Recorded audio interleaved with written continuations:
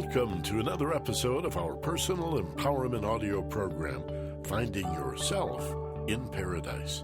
Hi, I'm Michael Benner. And I'm Steve Snyder. You know, many people do things that directly block their happiness and their success, and most people fail to do things that would directly lead to their happiness and success. They procrastinate doing those things. Well, today's show is about how to stop doing that. You know, I think of Dr. Phil when I think of this, and I do think he has some valuable tips from time to time, but often he makes me laugh because he should know better than to say to people, well, then stop doing that. And then I'm reminded of the old vaudeville routine, the rubber chicken doctor, you know. Doc, it hurts when I do that. And he hits the guy with the rubber chicken and says, well, stop doing that then. You know?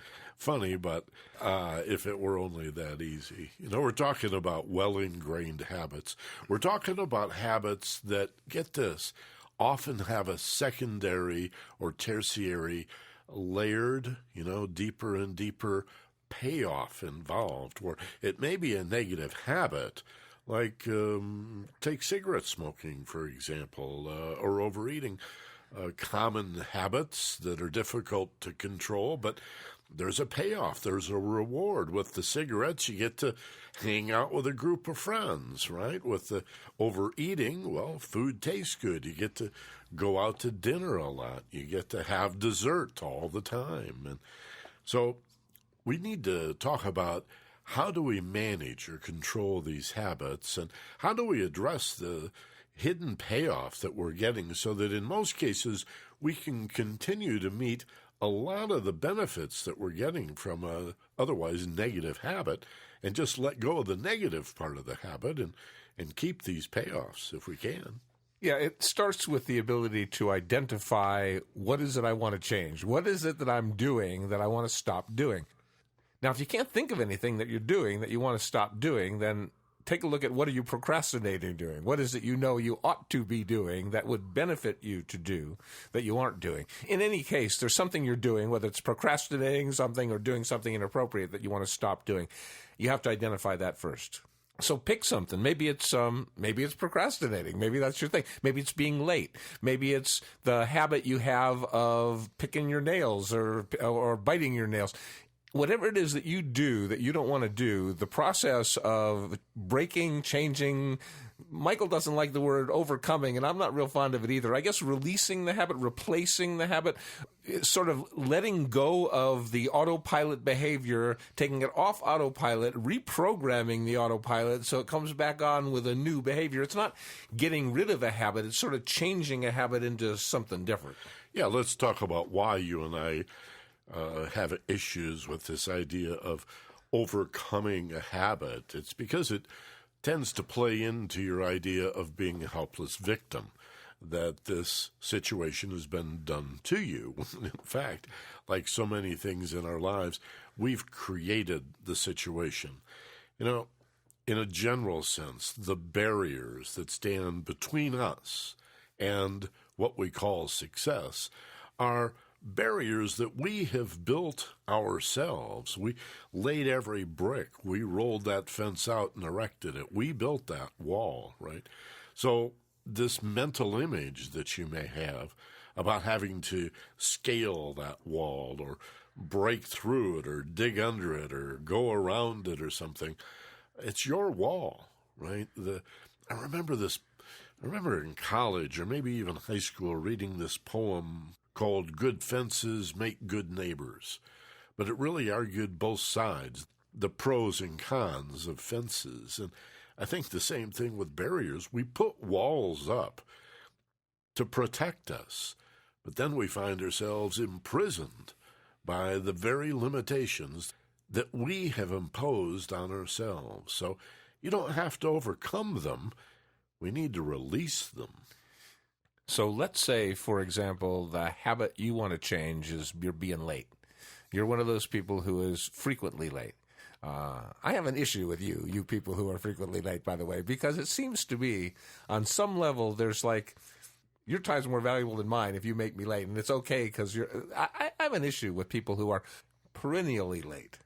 Now, late has different meanings. Back when I lived in Los Angeles and I had a seminar with 100 people and it was supposed to start at 7 o'clock, 5 minutes late is late, and it's significantly late.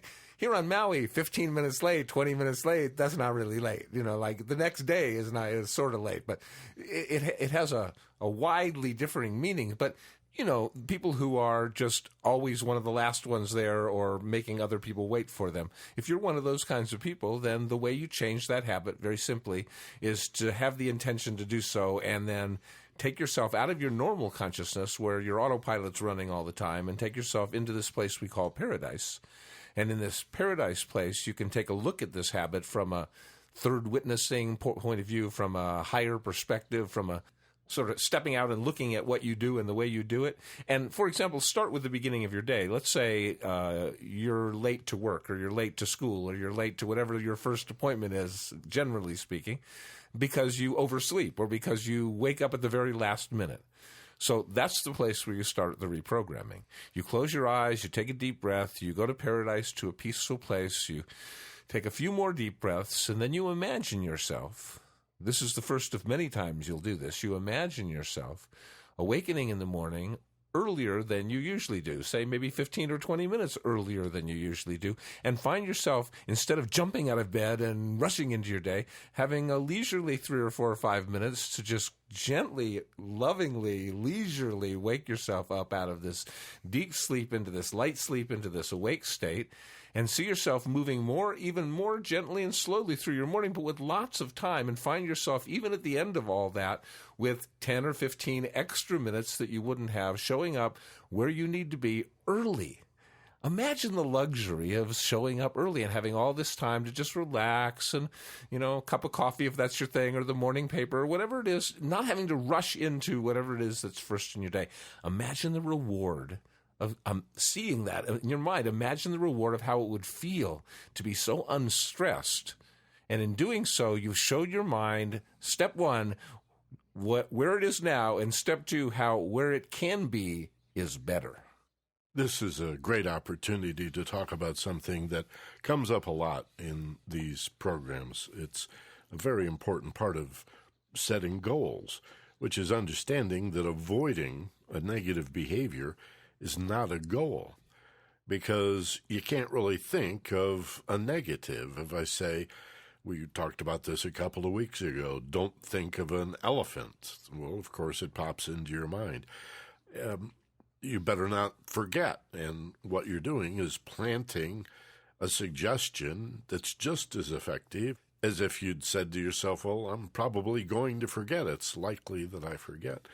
So if you put your attention on not wanting to be late, like I'm always 10 minutes late, but today I'm going to get up early, and maybe you do leave 10 minutes early, but your intention is to avoid being late, you're still telling yourself, I'm always late, and I want to avoid that.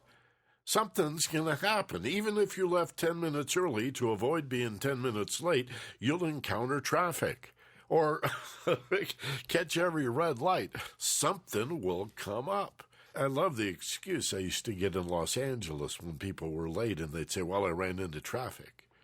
And I'd always say, in L.A.? How unexpected. Imagine. Well, you must have been blown away by how, in rush hour of all times, you'd think you'd zoom right in.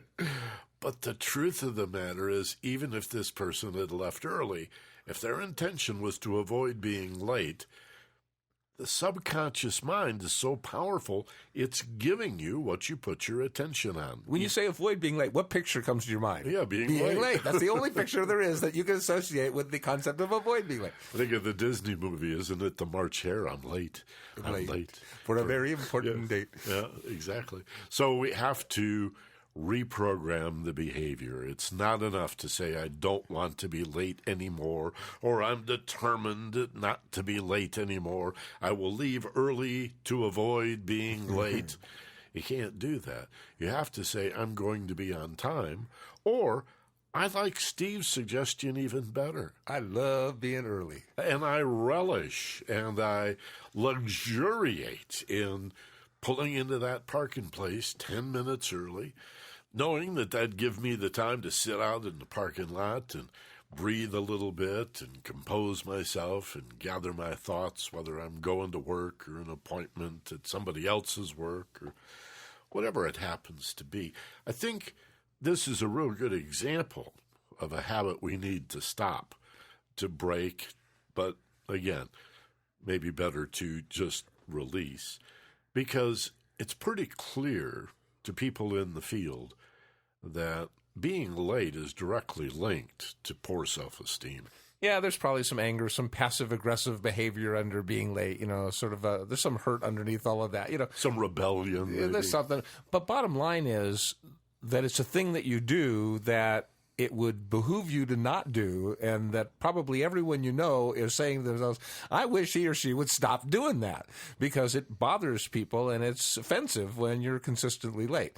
Everyone's occasionally late, but consistently late. So if you're consistently late, the first thing you do is imagine getting up early, changing your pace. Your pace now is get up early and move slow instead of get up late and move fast. The whole shift. It can't be get up early and move fast, because that's not enough of a change. It's got to be a huge change. So you get up early and you move slow in your morning instead. Now, the next thing you might want to imagine is that big meeting where you and a whole bunch of other people are going to get together, and you're usually the last one in, you're usually late. Well, imagine yourself sitting there at the table when everybody else walks into the room for that meeting, and they're going, wow, wow, that's pretty amazing. We never see you here until like the last one. That's very cool. And listen to, in your mind, your colleagues, your friends, your people in your life complimenting you on what a good job, how nice and how wonderful it was that you were early this time.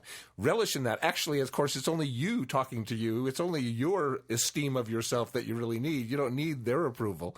But imagine it. Imagine that coming from them, the colleagues, the people you work with, because the truth is they will appreciate you being early or on time. Perhaps a great deal. I think that's a real good point, Steve. I know lots of folks who stay at work later than they need to, because they want to create the impression or show the boss what a hard worker they are, so they're going to stay late. What that really says is you're inefficient. But if you came early and left at the appropriate time, that demonstrates to your supervisor or your boss that you're taking that extra step and you're working hard, you're there early.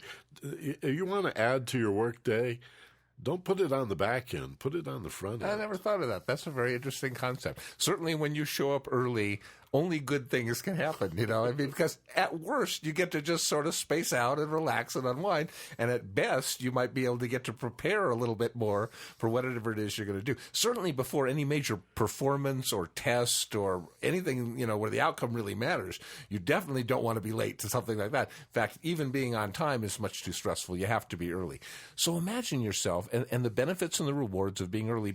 But here's the key. This is always the key. See, the bigger the reward for the change in behavior, the more the subconscious mind wants to do it. And just being an early thing might not be enough to make it go, wow, yeah, I really want to do this be early thing.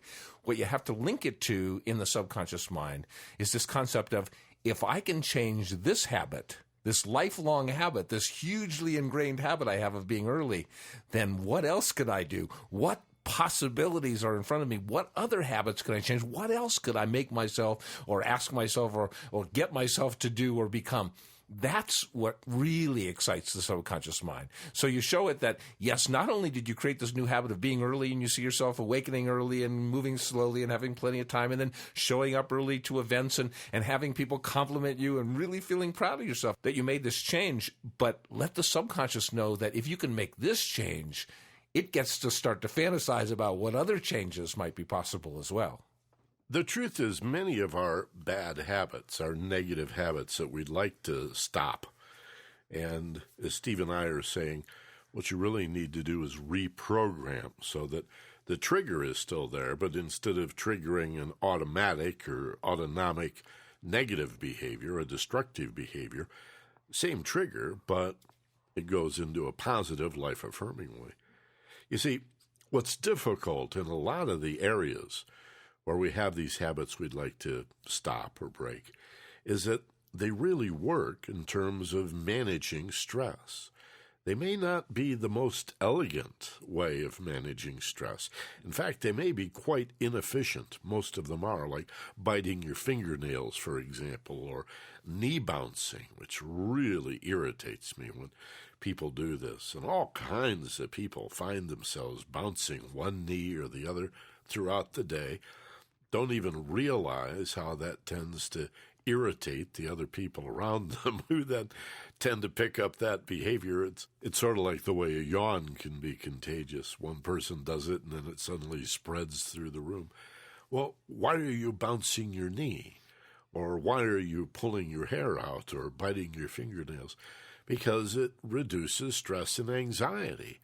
But again, it's not a very elegant solution. Look what you've done to your fingernails. I worked with a little boy years ago.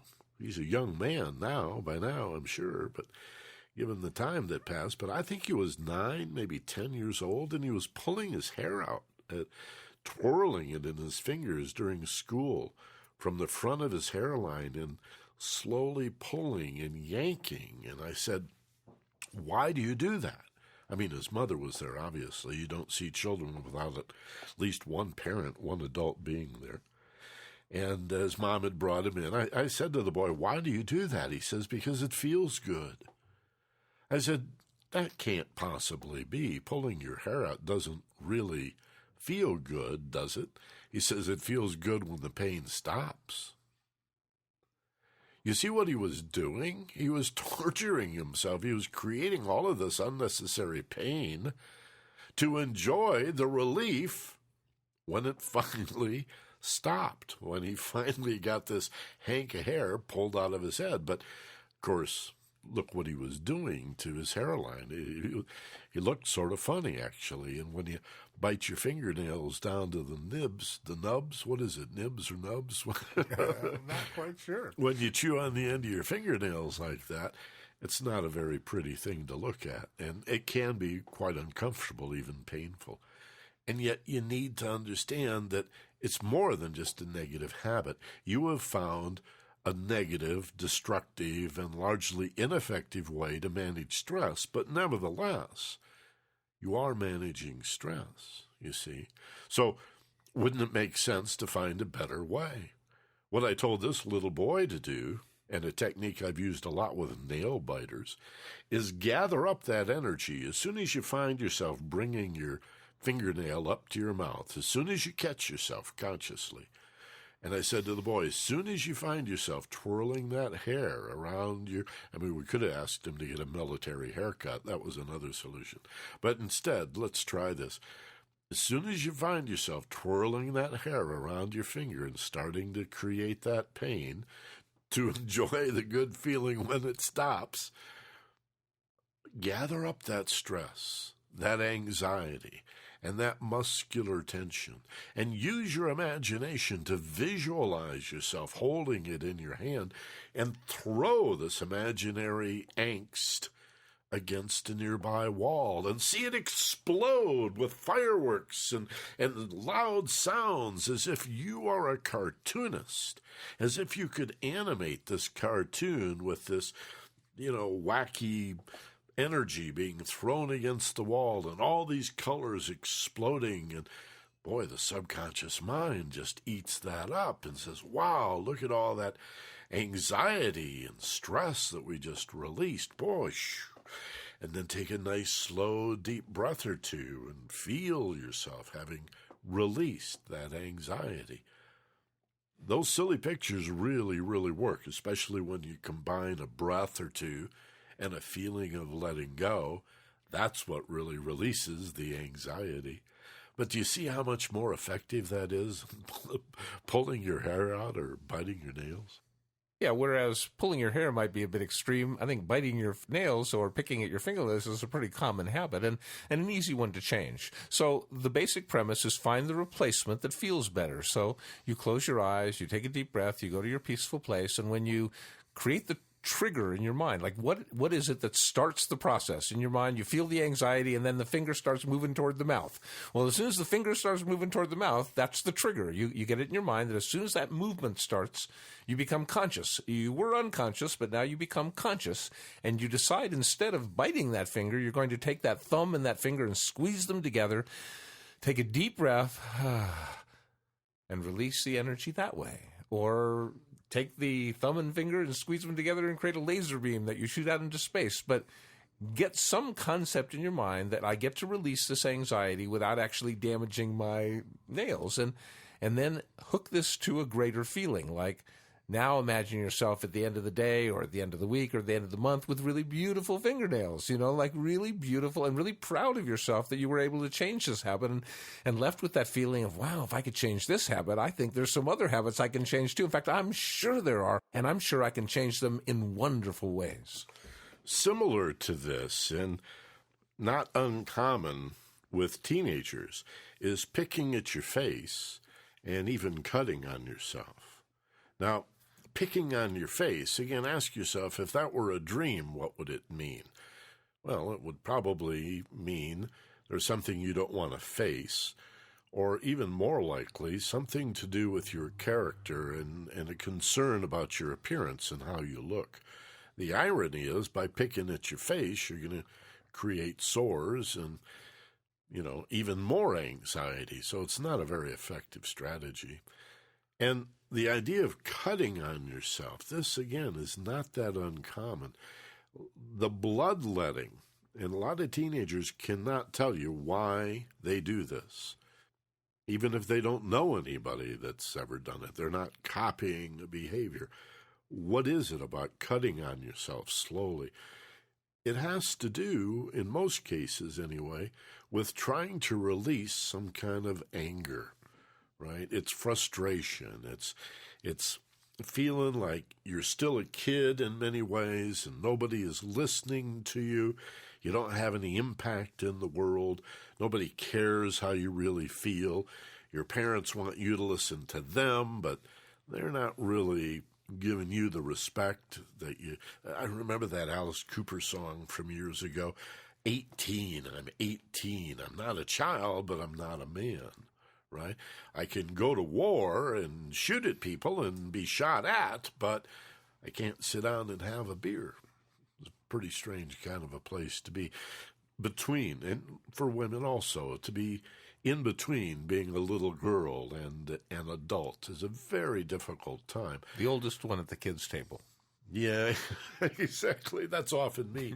So again, if you knew as a teenager, or if you're a parent or a friend of somebody that you know is picking their face or cutting on themselves, you can give them this program. You can say to them, hey, this is really about anger and anxiety and stress of some form, but probably anger and frustration.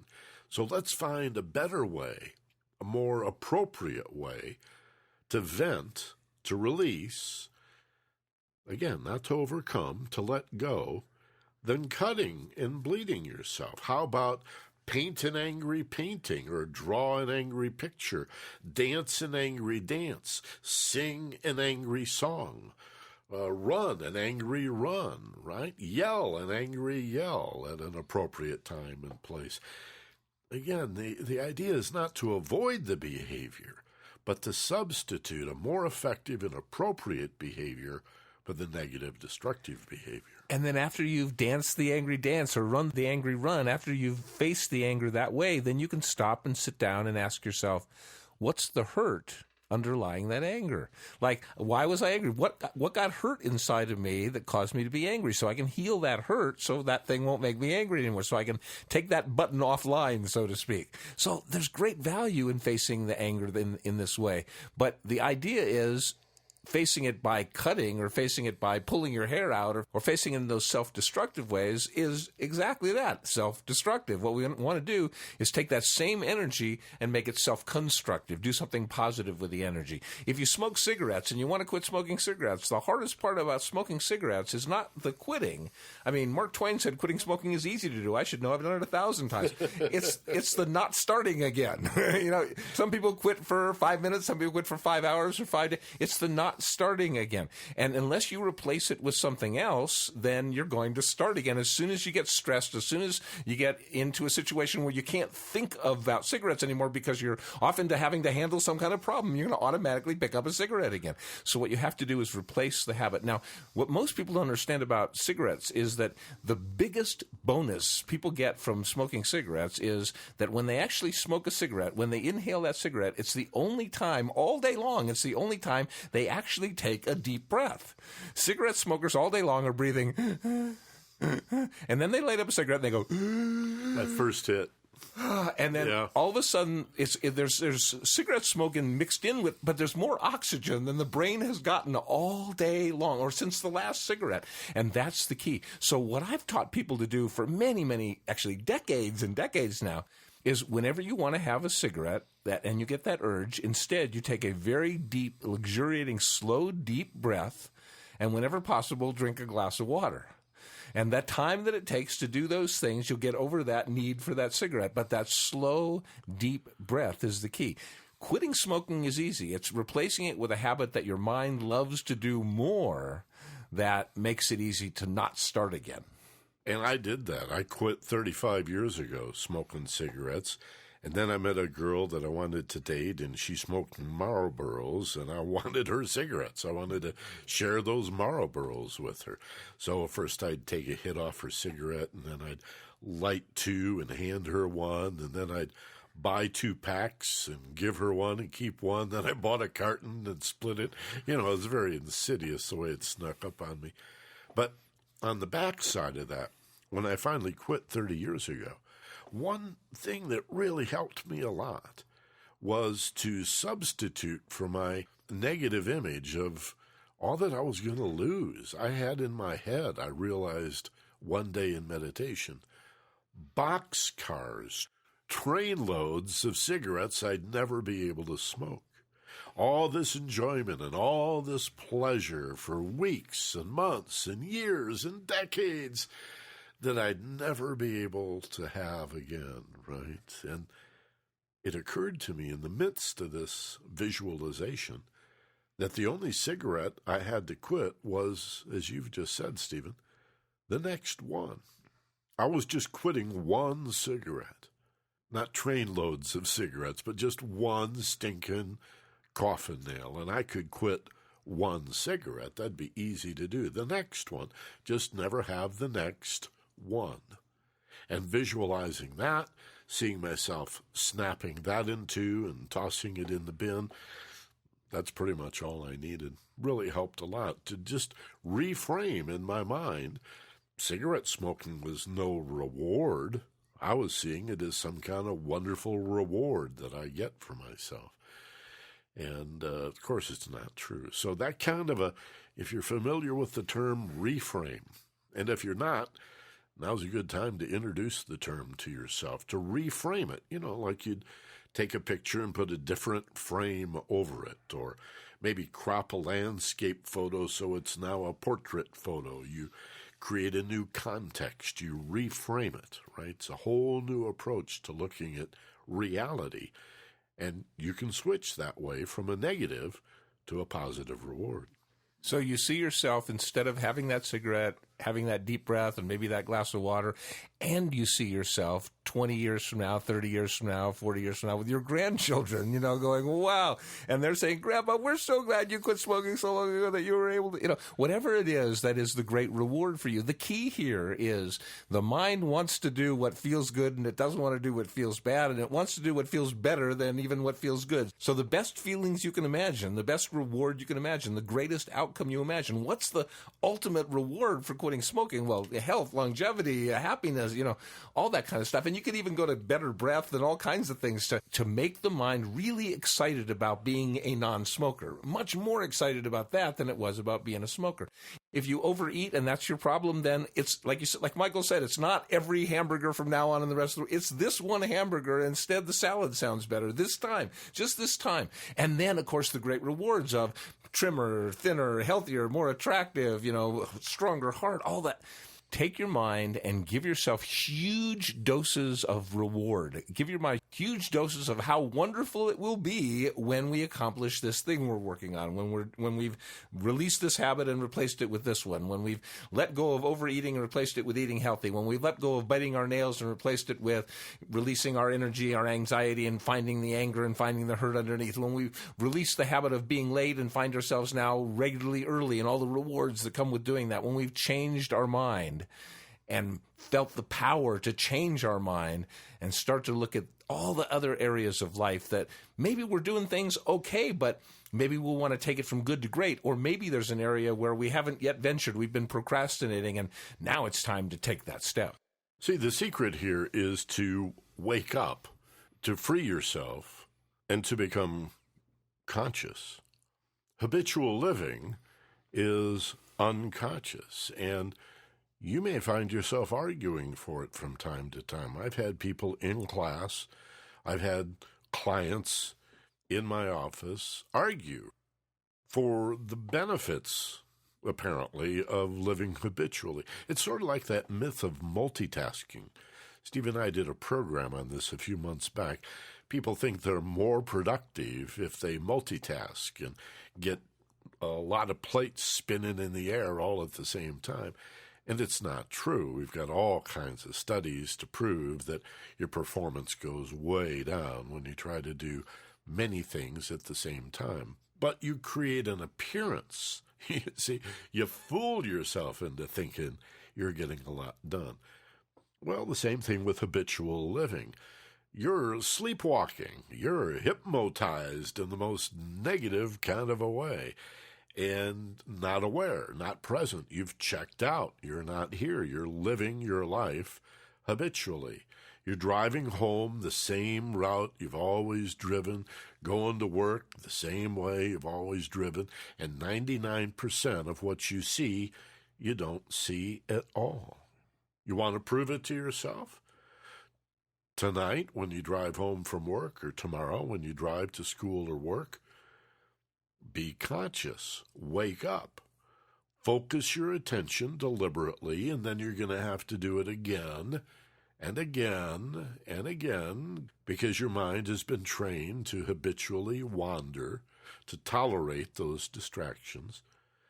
Keep bringing your mind back to seeing on this familiar route what you've never seen before, noticing what you haven't noticed.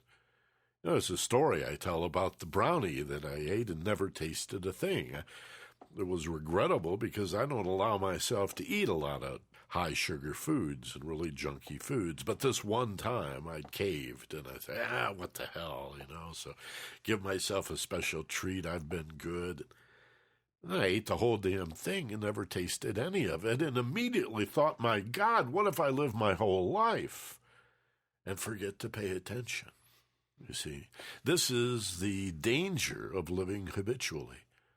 Now, some things like walking or brushing your teeth, if you want to do that habitually, that's fine.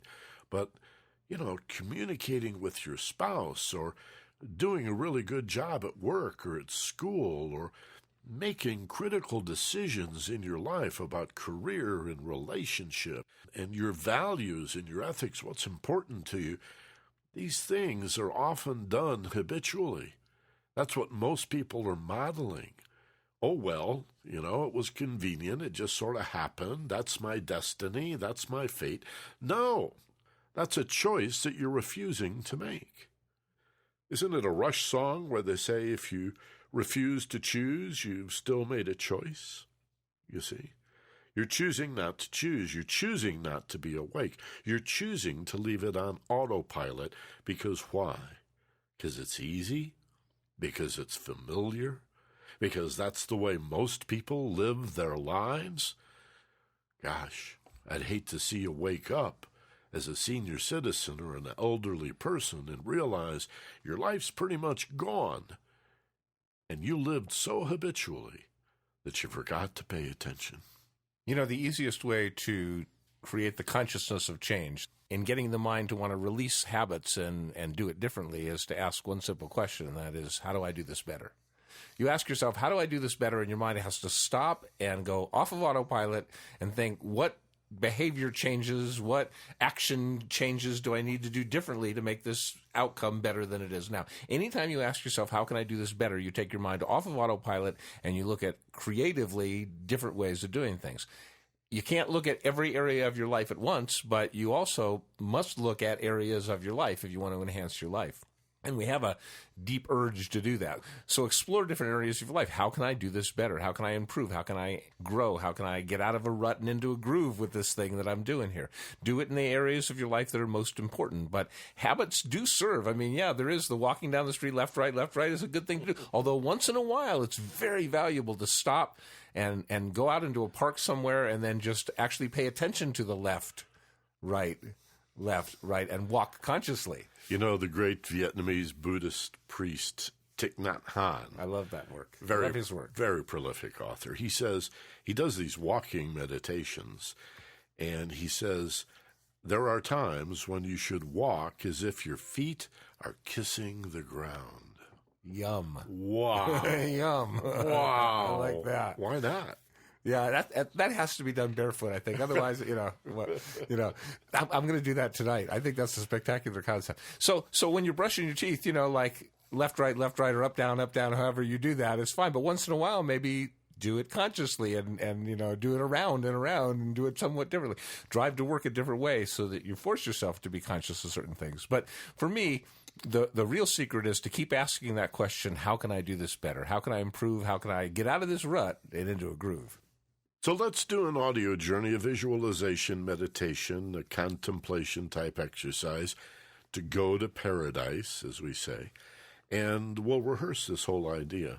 Not sure which area of your life you'd like to choose, but we'll walk you through a kind of a generic process where you keep your finger on the trigger, but we're going to rewire it so that you get a positive outcome. We talk about people pushing your buttons, right? Again, to excuse this knee-jerk behavior. Well, people may push your buttons, but we could rewire them. We can run the wire to a positive response instead of a knee-jerk reaction. So here's how to do that.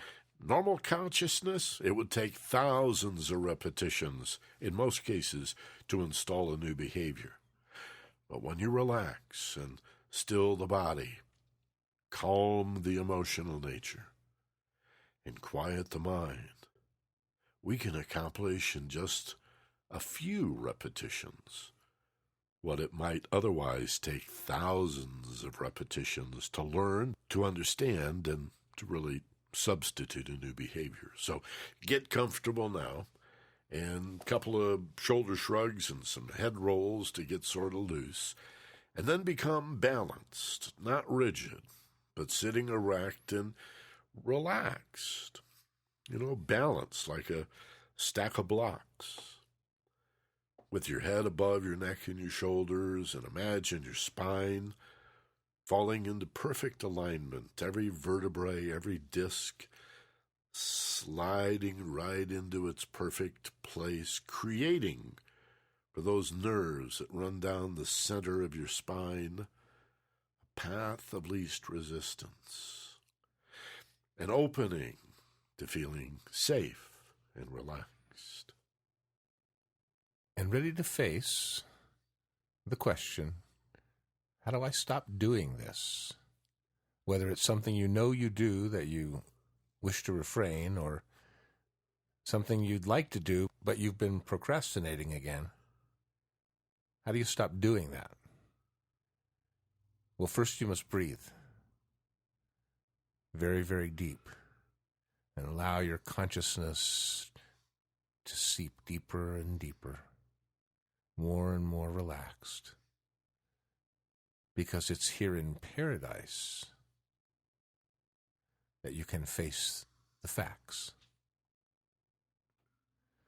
whatever it is that you don't want to do, you must decide, of course, what do you want to do instead.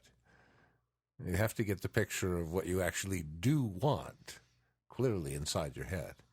And whether it's a picture or just a conceptualization, whether you actually see it or know what it's like, you make it real. You make it feel so powerful and true. You make this new thing that you want to do feel even better to you. You make this new thing that you wish to do feel much, much better inside you. You imagine what you want as if it's already true, as if it's something that you already currently do, and you imagine it feels so fine. And you plant that suggestion in this state in your mind. Talk to yourself silently and internally as if the self you're talking to, the higher self you find in paradise, the subconscious mind, the brain, is a very, very intelligent child. In other words, childlike in that it needs instruction and guidance and trusts you, the adult part, the conscious mind, to provide that guidance. And yet very intelligent in that you don't have to repeat this over and over and over again, just one or two or three times, you see. Imagine talking to yourself as if you're this wonderfully precocious child with a passion to learn, a new behavior, a new outlook, a new, more positive way of arriving at the same result, which in most cases is simply managing stress, letting go of anxiety. That's what our habits tend to be about, right? Lots of times it goes deeper. Reflect on some of the topics that we talked about today. And rather than push away or fight with or struggle against the negative behavior, I will stop being late. See yourself accomplishing the new, improved, and better behavior, the more effective behavior. I'm going to be early. I love being early. What a wonderful idea to be always 10 minutes early, to have that time to relax and to reorganize myself, to refresh myself. You see, to be responsible is not a burden. Often when first presented to people that have played victim for most or all of their lives, they resist, they fight back, they say, oh no, I'm already responsible for way too much, it's too big a burden to carry. And sometimes you'll see older people all bent over as if they have carried the weight of the world on their shoulders for their entire lives. And now you want me to be responsible for even more in my life? Yeah, responsible for choosing positive outcomes. Able to choose a response. That's responsibility, and that's a freedom. This is the life, liberty, and pursuit of happiness that Thomas Jefferson was talking about. Every day living a happy, emancipated life, happy and free because I'm choosing how I look at and what I do with these situations. Even if I didn't choose to find myself in this situation, I didn't cause this event to occur. Maybe you did. Maybe you contributed to it. Maybe you really were blindsided by it, but it doesn't really matter because you can choose your point of view and choose your response, and that's a freedom. So now, the very concept of being late, it fades from your consciousness. You no longer relate. Now it's being early that you see.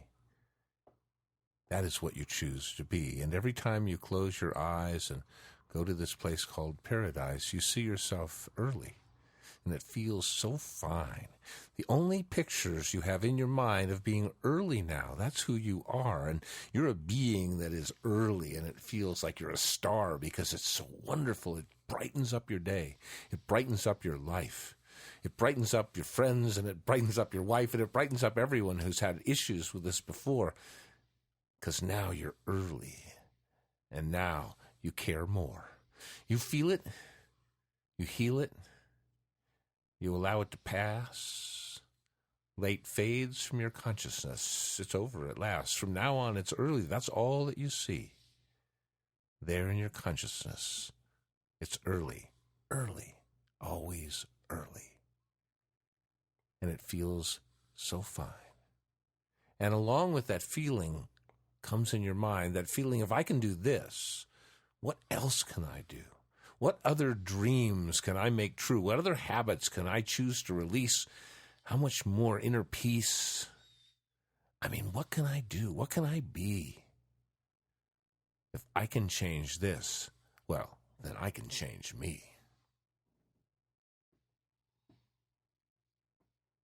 Prepare in a moment to open your eyes and return to the wide awake place. Remember what you'll see in a moment when you do open your eyes, the room in which you sit. And underscore the practice you've just concluded by saying, this will be easy to do. This will be easy for me to remember. And every day, in every way, I'm going to practice getting better and better and better. In fact, when people say to me, how you doing? Maybe instead of saying fine and settling for average and common and, God forbid, normal, you could say, I'm doing better and better. Every day in every way. Better and better and better. Doesn't that feel good? Doesn't that feel free? And whenever you're wondering, how do I stop doing this? Ask yourself, what's better? What's better and better? Better for me, better for everyone concerned. The way you let go of a habit is to replace it with one that's better and better. So take a nice, slow, deep breath now. Fill your lungs. Hold as you peak. Sense the fullness for a moment. And now, as you exhale, open your eyes, wide awake, alert, back in the room. Feeling fine, wide awake, coming up from narrow awake, better than before. Better than before. That's what breaking habits is all about, isn't it? Changing habits, releasing habits. It's all about becoming better than before. Even if before is good. One of the most wonderful steps in life is going from bad to good, but another wonderful step in life is going from good to great. From B4 to B5 to B6. To be the best you could possibly be. Forward these programs to your friends. Would you do them a favor? Do yourself a favor? Do us a favor? It's a nice little kindness that we've built into the Focused Passion website. At the bottom of the newsletter, there's a link. You can forward that to your friends as well. But any one of the programs that you're purchasing here at FocusedPassion.com, you can forward for free to as many people as you'd like, as often as you wish, just by going back to the Focused Passion page, log in with your email and your password, the one you chose, and you'll see the link. You'll see the little button, send one to a friend, or I think it says share one with a friend. And think, who would love this program? Who would really appreciate it if I would send this program to them? Think of all the silly stuff you forward on the internet, and then consider, this time I'm going to send them something really, really valuable. FocusedPassion.com. Thanks for listening. Thanks for being here. Join us next week for our weekly personal empowerment program, Finding Yourself in Paradise. And as always, be gentle, love life, and take care of each other. For Steve Snyder, this is Michael Benner. Aloha from Maui.